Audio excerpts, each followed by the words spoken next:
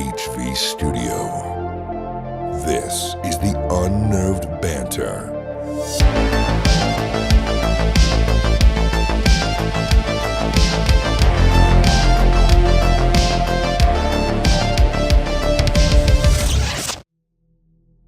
Welcome back to the Unnerved Banter. It's the show where we discuss topics that are strange, terrifying, and sometimes just plain silly. I'm your host, Chris Fricky.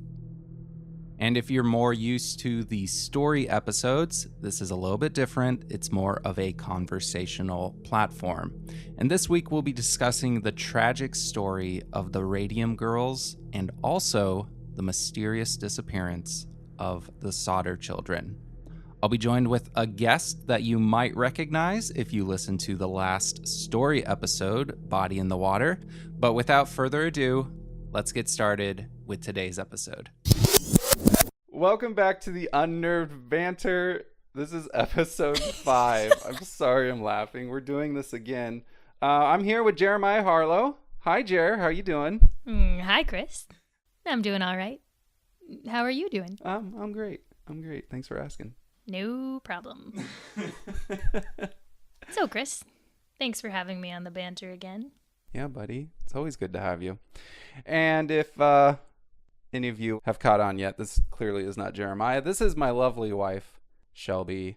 If you listen to the last episode, Body in the Water, the story episode, Shelby shared those stories.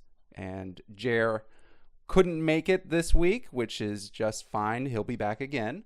So my lovely wife was willing to step in and join us for the banter. So thank you. I really appreciate it. No probs. Thanks for having me. What would you do without me? 2 episodes in a row I've saved. Yeah, it's true. Got my tea. Yeah, I can tell. Me too. I have my tea also. This episode is actually sponsored by Tivana. Just kidding. Not a sponsor. We don't have sponsors. We don't have sponsors. That'd be great, though. Yeah, if you're interested, let us know. Never used to drink tea that much until I met you. Oh. Did you drink tea a lot growing up? No. I didn't drink tea until after we were married. Mm-hmm. But I did start the trend in our marriage of drinking copious amounts of tea, and then you followed along. What's your favorite kind of tea? It's changed so much over the years. Now it's green tea, but that's partially because I'm trying to remineralize my teeth from all the black tea I drank that made them more sensitive. But I do enjoy green tea, but it stains your teeth gray, which I didn't read originally when I read about how it would remineralize them.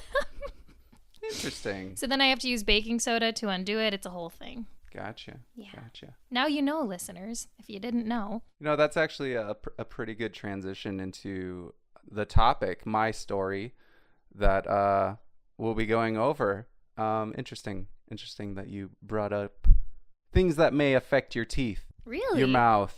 Things that you might consume but not realize the effects it has on you until later on. Oh my gosh. The reason I thought this would be a good story is because for those who don't know my wife, I would definitely consider her to be somewhat crunchy. Well, thank you. Yeah. And for those who don't know what crunchy is, maybe everyone knows. Maybe I'm just old. I didn't know what it meant. Can you explain to people what crunchy is? Hopefully I do this well enough to represent the crunchy people well, because I'm really not that crunchy. Do people who are called crunchy take offense to it? I don't gosh, do you? You have to tell us. I don't think so, but I call you crunchy sometimes, yeah, but it's because I disagree with you. Anyways, go ahead. He disagrees with me when he really wants to eat really poor food on a regular basis that is bad for you, and I'm insisting that we should keep it as a treat and not as a daily occurrence or something. But no, crunchy people, I guess, are just more concerned with being as natural as they possibly can in everything that they consume, what they put on their skin, the products that they use, the products they purchase. Just, it can go so deep into your entire lifestyle. But yeah, basically, I think the basis of it is being as natural, living as natural as you possibly can. So that would be without toxins or radiation or Yeah. And just like any other belief system or whatever you want to call it, there are people that, minimally take this seriously. And then there are those who are extremists. For example, like children can't have plastic toys. Their toys are made of wood. Like, I mean, there's extremes. Yeah, like never eating sugar, never going to the movie theater and having any screen time at all. Or versus like, I think we're sort of more, or I'm a bit more balanced between the two. Yeah. Like I know the harms, so I try to avoid them regularly as much as I can, but I also live my life and totally let myself have those things and not worry too much. So, yeah. Anyways, okay, so to the story, the reason I thought this was a good story for you is because clearly you're somewhat crunchy, health conscious. Nothing wrong with that. That's all good and fine. I feel like people are going to think we never like eat bad food though. No, we do. We Totally. we totally splurge. Oh, totally. Yeah. And in fact, I'm the worst of the splurgers. It is funny. I eat way more when we splurge. Yeah, it is funny because like you're very health conscious, this, that, and the other. And then it's just like when we choose to splurge, like we go all out. Yeah. I overindulge. Yeah. And you always out eat me. Oh, yeah. So I'm going to be telling you the story of the Radium Girls, as previously stated. So this story takes place during World War I. Several factories were established across the United States to produce watches and military dials painted with a material containing radium. Ooh. Do you know what radium is? I know it's a toxin. I know it's poisonous, but I don't. Okay, so we won't get too far into it, but basically radium is a chemical element and it's, very toxic, okay? So what's interesting about radium is it's an element that glows in the dark. Have you ever seen a watch with the hands on it or the numbers that glow in the dark? Have you ever seen those type of watches before? I don't know. Okay, so when I was younger, someone in my family had one of these watches where it glowed in the dark. Like it was, really handy for telling the time. And it's not one of those like push the button, and a light comes on and it glows. No, the numbers and the hand were actually painted with this paint and it glowed in the dark, okay? Yeah. Never thought about it, about why that was, but it was painted with radium. Oh. So radium was mixed in with paint and it was painted on these watches. So during World War I, this was a highly sought after item for the war effort, for soldiers, for troops on the ground to be able to tell time at night. Like it was very convenient. So just like many of the war efforts, World War I, World War II, in our history, a lot of people came together. A lot of women worked in factories. And so this is one of those cases in World War I. Hundreds of women were hired for well-paying jobs, painting those hands and those numbers on watches, okay? And they are especially good at it because they have tinier hands, they're more precise, they don't have big meat fingers like us men.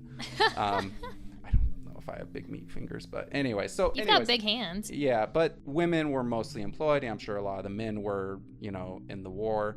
So it was very common for women to be hired for this position. They were well suited for it. So let's go back 20 years earlier. In France, there were two physicists who were married. Marie Curie and Pierre Curie took this element of radium and they started experimenting with it. And they were able to apply it to cancer treatments. They found out after studying and doing all these experiments that it could kill cancer cells. Okay, so it was thought of as a miracle element that could cure all things, So that's when a lot of different corporations and businesses took this and started putting it into their products. And I'm talking face creams, toothpaste, all of these different things that you would find maybe at the pharmacy or the drugstore. It was very common for it to have radium in the ingredients. Wow. So there wasn't a lot known about it. So at the time, people just thought it was a miracle. Like it kills cancer cells, therefore it must Be healthy. Yeah, be healthy, heal all these different things. Like I said, it was used in toothpaste, cosmetics. People were putting this on their face and their teeth, and at night you could see the effects. Oh. Their faces were glowing, their teeth were glowing.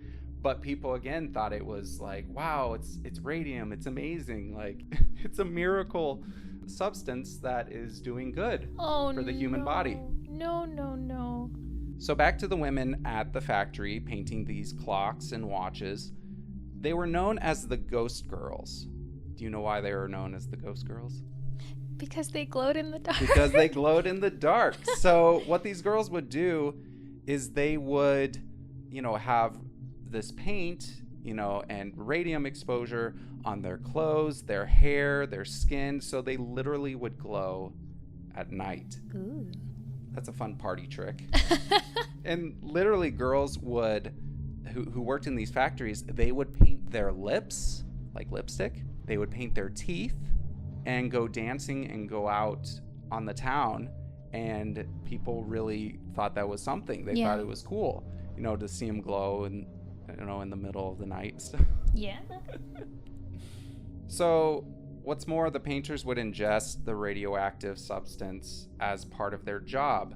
They were told to get a finer point on their paintbrush, to put the paintbrush bristles in their mouth and, make the point of the paintbrush more pointy.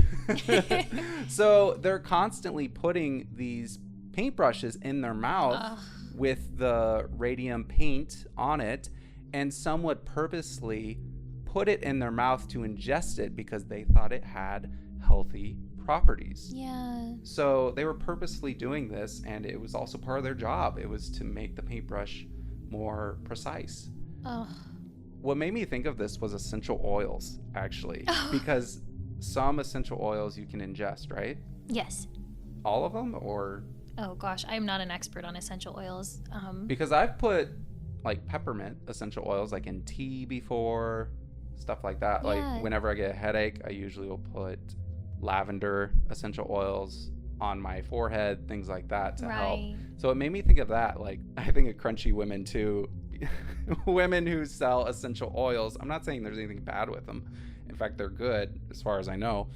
But people sell essential oils like for a part-time job or a full-time job. They're pretty successful at it. And wouldn't that be something if down the road, years later, we find out essential oils are actually poisonous? Oh, yeah. So these ladies, over time, they started to fall ill. They weren't feeling good. They were getting pain in their mouth. So when they asked the employers, like, hey, is this safe? Like, I'm not feeling good. Is this paint actually okay that we're ingesting? And they said, it's totally fine. Keep doing your job. There's nothing wrong with it. Oh, no. But of course that wasn't true. Radium is extremely dangerous, and especially after repeated exposure. For example, if you remember Marie Curie, the woman-husband duo who kind of harnessed this element, she suffered radiation burns while handling it, and she eventually died from radiation exposure. And other researchers also perished. But by that point, like, it was already in products, it was already being advertised as this miracle thing.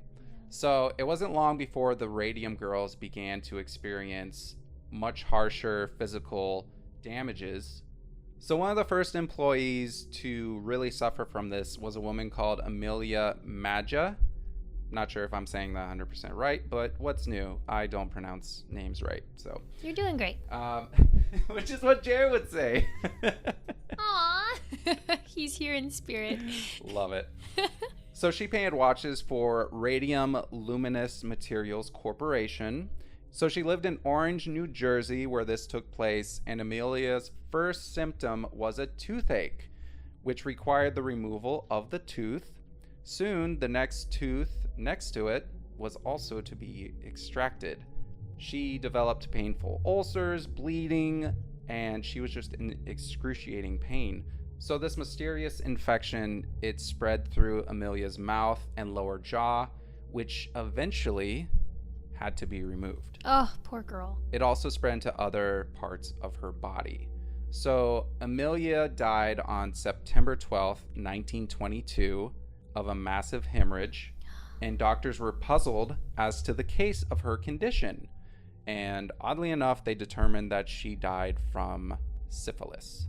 So after that, growing numbers of the Radium Girls, the girls at these factories, started falling deathly ill, experiencing many of the agonizing symptoms that Amelia had in the mouth area, but also it spread to other parts of the body. They were developing cancer all throughout the body. So in 1925, a pathologist named Harrison Martland developed a test that proved conclusively that radium had poisoned the watch painters by destroying their bodies from the inside out. The radium industry tried to discredit Martland's findings, but the Radium Girls themselves fought back. For the longest time, they tried to fight this in court, and they could not find an attorney to help them until a man from the factory died from radiation poisoning. Then the attorneys started taking them seriously.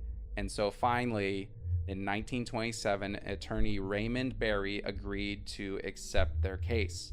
Many of the watch painters had just months to live and were being forced to accept an out-of-court settlement.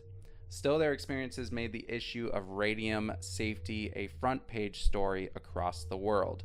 But even then, the United States Radium Corporation denied its role, and the women continued to get sick and die. It wasn't until 1938 when a dying radium worker named Catherine Wolfe Donahue successfully sued the Radium Dial Corporation over her illness, and the issue was finally settled. They made a movie about this, actually. I think it came out in 2020 or 2021. Trailer looks good. Haven't watched it. But yeah, that's the story of the Radium Girls and the radiation paint of which they consumed. Wow. But I was curious, when did they stop using this paint in watches? And it wasn't until the 70s. I don't have the exact year, but it wasn't until the 70s they stopped using this paint. So the watch I was telling you about when I was a kid, that watch must have been before the 70s or whatever. I think, if I remember right, it belonged to my grandpa. Oh, okay. And I don't know if my family still has that watch or not, but yeah, I totally remember that watch glowing in the dark and had this like light green paint on the hands and the numbers. But yeah, I had no idea the history behind it. Wow. That makes sense now, knowing that it may have been your grandpa's or someone who grew up when it was still being made. Because when you first said it, I thought, should I know about these watches? Were they a thing in the 90s, you know? But that makes sense that it would be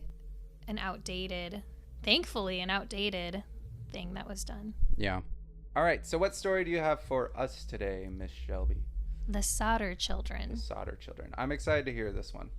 Okay, so George Sodder was born in Sardinia in 1895. And he immigrated to the U.S. in 1908 when he was 13. He worked in the Pennsylvania railroads, he carried water and supplies to the laborers, and after a few years, he moved to Smithers, West Virginia. He was really smart and ambitious. He worked as a driver and launched his own trucking company. He hauled dirt for construction, and then he did freight and coal. And then one day, he walked into a local store called the Music Box and met the owner's daughter, Jenny Cipriani. I don't know if I'm saying that right. Sounds good to me. Who had come over from Italy when she was 3. They married and had 10 children. Holy cow.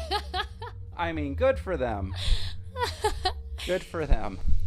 And they must have all been, maybe not all, maybe there were sets of twins or multiples in there, but they must have all been about 2 years apart because they had the 10 children between 1923 and 1943. So there's 20 years there where she was having kids. That's around the same time as my story. Yeah. I wonder if they had the radium watches. Oh, maybe. I don't know. So they settled in Fayetteville, West Virginia, an Appalachian town with a small but active Italian immigrant community. George held strong opinions about everything from business to current events and politics, but was, for some reason, reluctant to talk about his youth. He never explained what had happened back in Italy to make him want to leave. On Christmas Eve, 1945, George and Jenny Sodder and 9 of their 10 children, because one son was away in the army, were celebrating Christmas. Then around 12:30 Christmas morning, after the children had opened a few presents and everyone had gone to sleep, the shrill ring of the telephone broke the quiet. Jenny rushed to answer it, and an unfamiliar female voice asked for an unfamiliar name. There was raucous laughter and glasses clinking in the background, and Jenny said, "You have the wrong number," and hung up. Tiptoeing back to bed, she noticed that all of the downstairs lights were still on and the curtains open. The front door was unlocked. She saw Marion asleep on the sofa in the living room and assumed that the other kids were upstairs in bed. She turned out the lights, closed the curtains, locked the door, and returned to her room. She had just begun to doze when she heard one sharp, loud bang on the roof, and then a rolling noise. An hour later, she was roused once again, this time by heavy smoke curling into her room. A fire had broken out around 1 a.m. George and Jenny and 4 of their children escaped, but the other 5 were presumably still in the house. George tried to save them. He broke a window to re-enter the house, which sliced a swath of skin from his arm, and he could see nothing through the smoke and fire, which had swept through all of the downstairs rooms, the living and dining room, kitchen, office, and his and Jenny's bedroom. He took frantic stock of what he knew. 2-year-old Sylvia, whose crib was in her bedroom, was safe outside, as was 17-year-old Marion and 2 sons, 23-year-old John and 16-year-old George Jr., who had fled the upstairs bedroom they shared. He figured Maurice, Martha, Louis, Jenny, and Betty still had to be up there, cowering in 2 bedrooms on either end of the hallway, separated by a staircase that was now engulfed in flames. He raced back outside, hoping to reach them through the upstairs windows, but the ladder he always kept propped against the house was strangely missing. An idea struck. He would drive one of his 2 coal trucks up to the house and climb atop it to reach the windows. But even though they'd functioned perfectly the day before, neither would start now. He ransacked his mind for another option. He tried to scoop water from a rain barrel but found it frozen solid. This is taking a lot of time to find out all these horrible things. Yeah. Like a house burns quick. Exactly. Yeah. 5 of his children were stuck somewhere inside. He didn't notice that his arm was slick with blood, that his voice hurt from screaming their names. His daughter Marion sprinted to a neighbor's home to call the Fayetteville Fire Department but couldn't get any operator response. A neighbor who saw the blaze made a call from a nearby tavern, but again, no operator responded. Exasperated, the neighbor drove into town and tracked down Fire Chief F.J. Morris, who initiated Fayetteville's version of a fire alarm, which was a phone tree system, where one firefighter phoned another who phoned another. The fire department was only 2.5 miles away, but the crew didn't arrive until 8 a.m., by which point the Sodders' home had been reduced to a smoking pile of ash. George and Jenny assumed that 5 of their children were dead, but a brief search of the grounds on Christmas Day turned up no trace of remains. Where were they? Chief Morris suggested that the blaze had been hot enough to completely cremate the bodies. A state police inspector combed the rubble and attributed the fire to faulty wiring. George covered the basement with 5 feet of dirt, intending to preserve the site as a memorial. The coroner's office issued 5 death certificates just before the new year, attributing the causes to fire or suffocation. But the Sodders had begun to wonder if their children were still alive.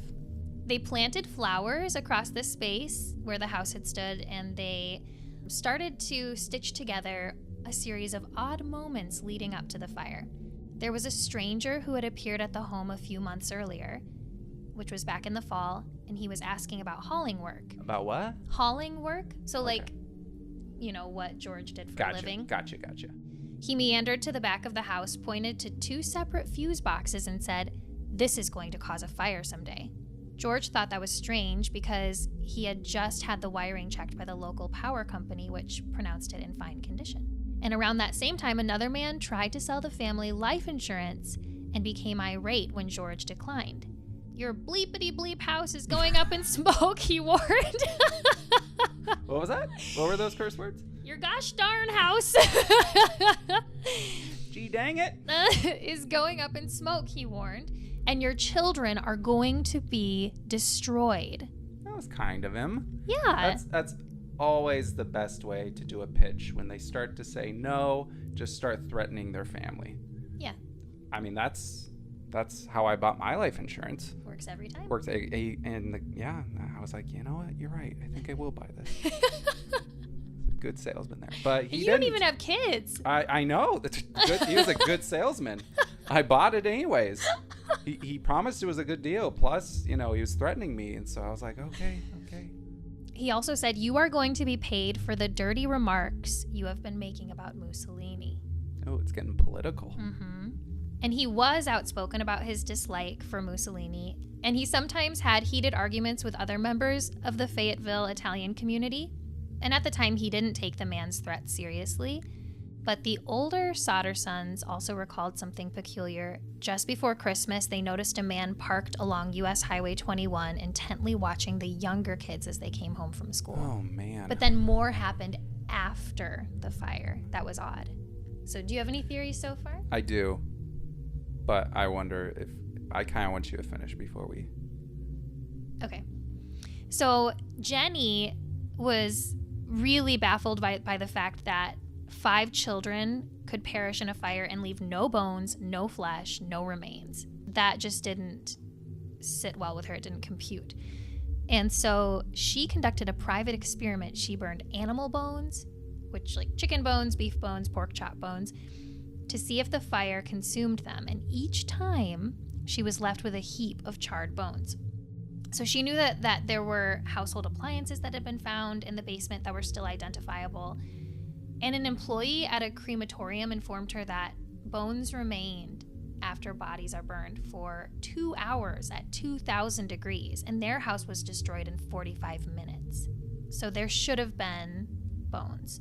If you ever listen to a case or watch a case where people have tried to burn the victim's body, it's not an easy task.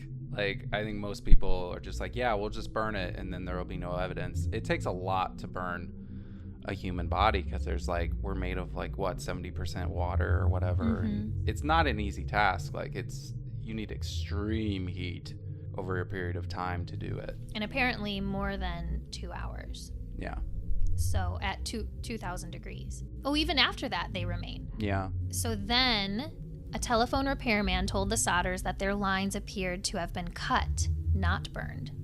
And they also realized that if the fire had been electrical, the result of faulty wiring, as the official report stated, the power would have been dead. So how do they explain the lighted downstairs rooms? Because if you remember, before she went to bed, all the rooms were lit downstairs. And then a witness came forward claiming he saw a man at the fire scene taking a block and tackle used for removing car engines. So they wondered if he could be the reason George's trucks refused to start. Perhaps more tampering? That could easily be checked, though. Yeah, you would think. Like if he took the battery cables off or something. Yeah. Like the battery cables would still be off. Right. So here's my first theory. When you were telling me the story of the noise that was on the roof. That was the next thing I was going to say. Oh, okay. What's your theory? My theory is it's Christmas, right? Yes. I think that half of the children in this family that didn't make it or disappeared, whatever, I know exactly who was involved. Santa. It's Christmas time. They hear a noise on the roof. It's Santa. He's there. Half of the kids are good. We'll spare them. But the rest of them are naughty. And hey, I'm a little low on elves back at the North Pole. I need some workers. So I'm going to kidnap these kids. I'm going to set the house on fire. Oh, that's so extreme, Santa. Hey, justice needs to be served. And Santa's going to do it. It's so funny you bring up Santa because when I read about the noise on the roof, I thought of Santa too because it's Christmas Eve. There arose such a clatter. Yeah. All the kids heard the noise too and they're like, Santa? Shh, go back to sleep, it's Santa. Okay. Then all of a sudden Santa's grabbing and gagging them. My gosh. That's more like the Grinch version of Santa. That's like what the Grinch would do. Maybe it was the Grinch. Yeah. That's my theory. The first thing I went to, I was just like, oh, Santa's involved. The big guy's involved. For sure. Definitely. Setting houses on fire, I mean, maybe it was towards the end of his trip that Christmas night, and he had just had enough. He's just like, you know what? This last house, I'm going to go out in a flame of glory here. I'm just so frustrated. I had a horrible night. And you know what? I'm going to take some kids with me. I need some help at the North Pole. Well, yeah, at least he's taking them with him. I mean, mystery solved. Okay, well, I have an actual answer to that. Mine's not an answer. Well, I have an answer to the noise on the roof. It was a rolling sound. It was a thud and then a rolling sound. Santa slipped. Just like in the Santa Claus with Tim Allen. He slipped. So George concluded it was a napalm pineapple bomb of the type used in warfare. Pineapple bomb. Because while the family was visiting the site, Sylvia found a hard rubber object in the yard, and that's what he thought it was. So then there were reports of sightings. A woman claimed to have seen the missing children peering from a passing car while the fires were in progress. And a woman operating a tourist stop between Fayetteville and Charleston, some 50 miles west, said she saw the children the morning after the fire. She said, "I served them breakfast." This is what she told the police. There was a car with Florida license plates at the tourist court, too. Also, a woman at a Charleston hotel saw the children's photos in a newspaper and said she had seen 4 of the 5 children a week after the fire. She said the children were accompanied by 2 women and 2 men, all Italian. I do not remember the exact date, however. The entire party did register at the hotel and stayed in a large room with several beds. They registered about midnight. I tried to talk to the children in a friendly manner, but the men appeared hostile and refused to allow me to talk to these children. One of the men looked at me in a hostile manner. He turned around and began talking rapidly in Italian. Immediately, the whole party stopped talking to me. I sensed that I was being frozen out, and so I said nothing more. They left early the next morning. That does seem like the behavior of someone, like who's kidnapped. What's so hard about this is, with literally any case, hundreds of tips will come in for a certain case sometimes. And investigators have to sort through all of these tips, and most of them lead to nothing. Yeah. And are just false identifications, just people jumping to conclusions, but not all of them are. Right. So, yeah, that's interesting. That did happen to them. A bunch of tips and leads came in over the years, and George even saw a newspaper photo of school children in New York and was convinced that one of them was his daughter, Betty. And he drove all the way to Manhattan in search of the child, but her parents refused to speak to him. The hardest part about all of this is what an elaborate kidnapping. Mm-hmm. How did they kidnap all of these kids in the middle of the night without making noise? Well, minimal noise at least. That would be so hard to take 5 children from this house. What was it? A giant mansion? I assume not. So guess who got involved? Santa Claus. No. Oh. Close. J. Edgar Hoover. The guy who invented the vacuum? I don't know. I think he would really suck at it. That was a bad joke. Okay. He was the first director of the FBI. George and Jenny had sent a letter about the case to the FBI, and J. Edgar Hoover replied. He said, "Although I would like to be of service, the matter related appears to be of local character and does not come within the investigative jurisdiction of this bureau." So his agent said they would assist if they could get permission from the local authorities, but the Fayetteville police and fire departments declined the offer. Got some ego going on. Yeah, they didn't want the FBI getting involved. Sounds familiar. So the Sodders hired a private investigator named C.C. Tinsley. He discovered that the insurance salesman who had threatened George, remember that? Mm-hmm. He was a member of the coroner's jury that deemed the fire accidental. Okay. He also heard a curious story from a Fayetteville minister about F.J. Morris, the fire chief. Although Morris had claimed no remains were found, he supposedly confided that he'd discovered a heart in the ashes. He hid it inside a dynamite box and buried it at the scene. Wait, what? wait. Go back. Who just has a dynamite box just laying around? Oh, this heart. I gotta hide it. Oh, I know. I'll put it in. Let's see. I could put it in this bag. I could put it in this metal tin. My dynamite box. Perfect. Who just has a dynamite box laying around? Apparently the fire chief. Oh my God. Which seems like very counterintuitive to a fire chief. Arson, I say. Arson. I mean, hey, that's a good way to stay employed as a fireman. That's true. Hey, got some dynamite. That might help start some fires. Yep, job security. Always got it just in case, wherever I'm feeling bored, want to fight some fires. I get a bunch of gasoline, and dynamite. That's what did it. It was the fire chief. Okay. I want to go down that road. Him and Santa were in cahoots. There you go. Wait. The fire chief was outside. He threw the pineapple grenade or whatever. Let's just say dynamite. He threw it on the roof.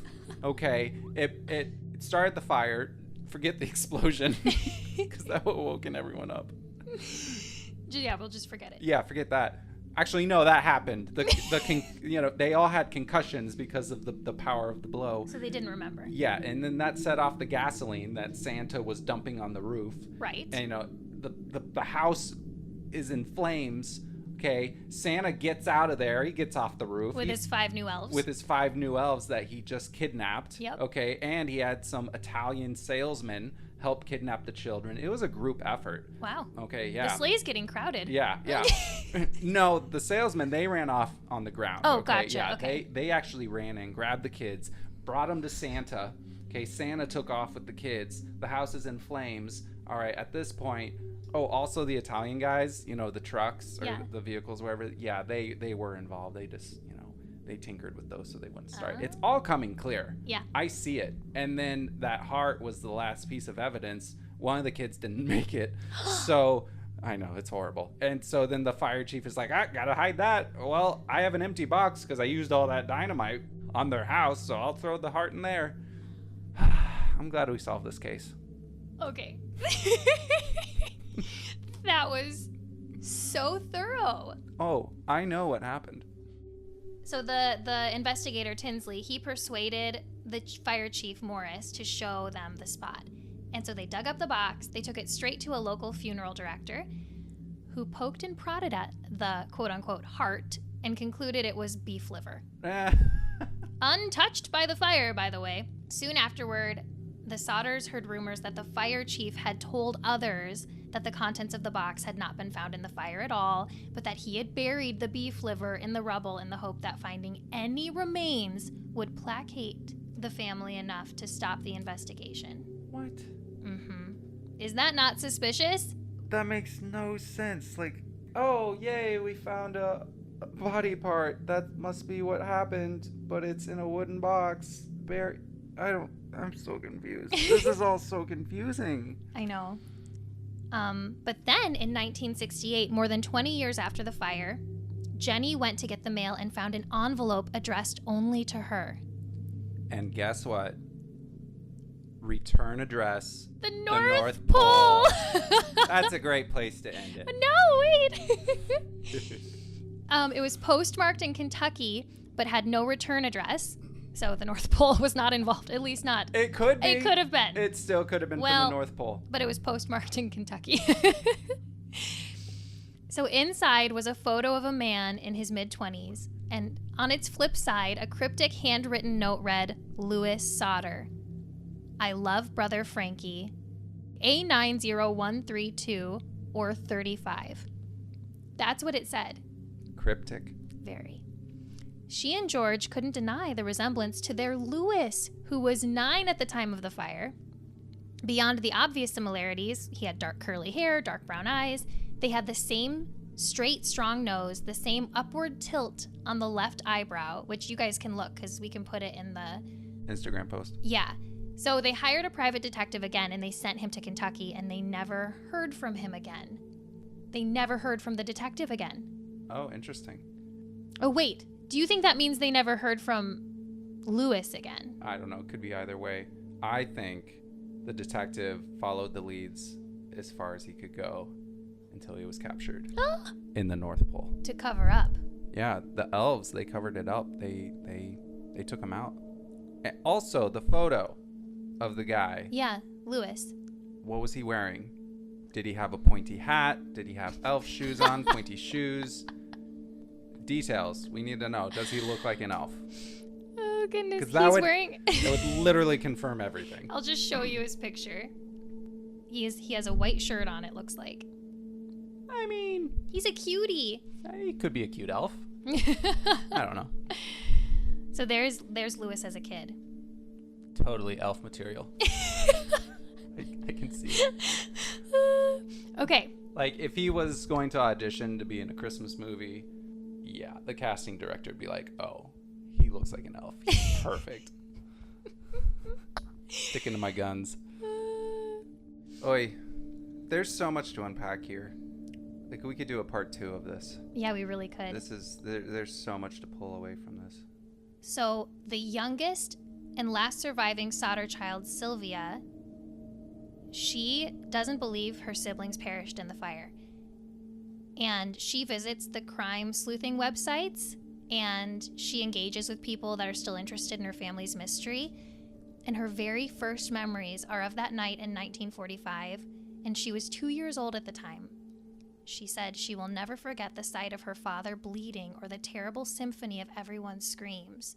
And she is no closer now to understanding why. That's a crazy case. Yeah. Thank you, Shelby. That was You're very welcome. insightful.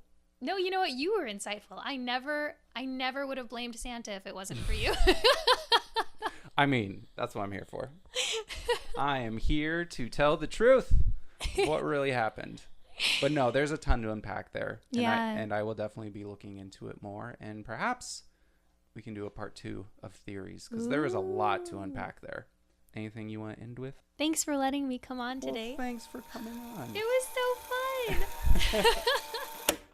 All right, that's going to do it for episode 5 of The Banter. Thank you guys again so much for listening. It means so much that you're following along and hopefully continuing to enjoy these episodes. You can also follow us on Instagram at UNNERVEDPODCAST. And just like every episode we release, there will be photos related to that episode. So be sure to check us out there if you want to see more about the Radium Girls and the Sodder children. There will be photos on our Instagram page. Also, if you want to leave us a voicemail, you can do that by clicking the link in the description, speakpipe.com/unnerved podcast. That'll be in the show notes. And also, please like, review, and subscribe. That would mean the world to us. And yeah, thanks again for listening, and I hope you all have a good rest of your week. Take care.